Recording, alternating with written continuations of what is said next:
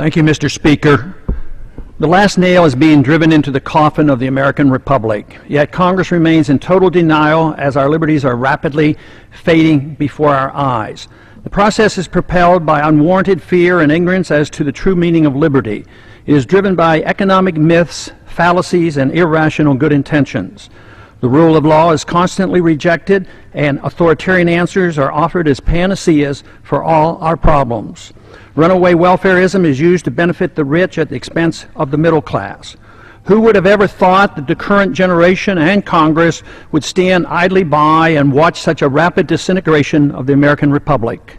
Characteristic of this epic event is the casual acceptance by the people and the political leaders of the unitary presidency, which is equivalent to granting dictatorial powers to the president.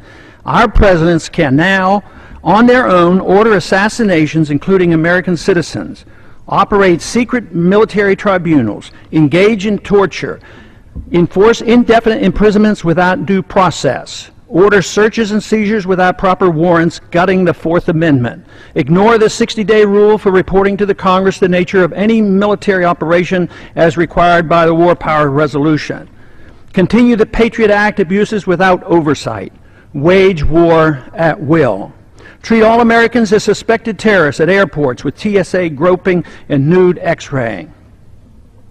And the Federal Reserve accommodates by counterfeiting the funds needed and not paid for by taxation and borrowing, permitting runaway spending, endless debt, and special interest bailouts.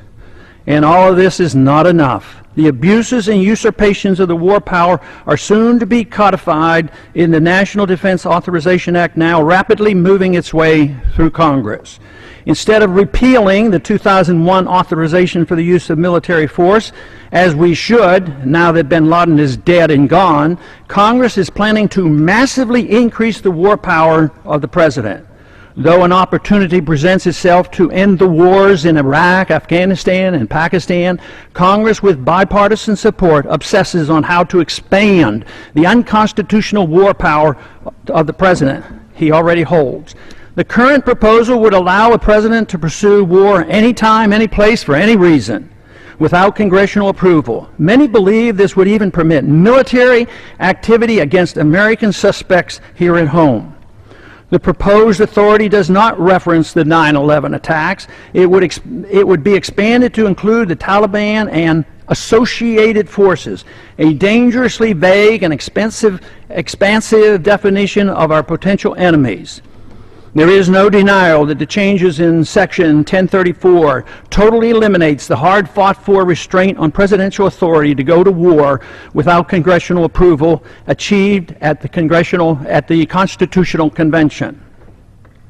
Congress's war authority has been severely undermined since World War II, beginning with the advent of the Korean War, which was fought solely under a UN resolution.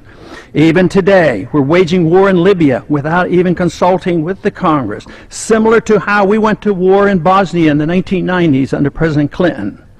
The three major reasons for our constitutional conventions were to guarantee free trade and travel among the states, make gold and silver legal tender, and abolish paper money, and strictly limit the executive branch's authority to pursue war without congressional approval. But today, Federal Reserve notes are legal tender, gold and silver are illegal. The Interstate Commerce Clause is used to regulate all commerce at the expense of the free trade among the states. And now, the final nail is placed in the coffin of congressional responsibility for the war power, delivering this power completely to the president, a sharp and huge blow to the concept of our republic. In my view, it appears that the fate of the American Republic is now sealed, unless these recent trends are quickly reversed. The saddest part of this tragedy is that all these horrible changes are being done in the name of patriotism and protecting freedom. They are justified by good intentions while believing the sacrifice of liberty is required for our safety. Nothing could be further from the truth. More sadly is the conviction that our enemies are driven to attack us for our freedoms and prosperity, and not because of our deeply flawed foreign policy that has generated justifiable grievances and has inspired the radical violence against us.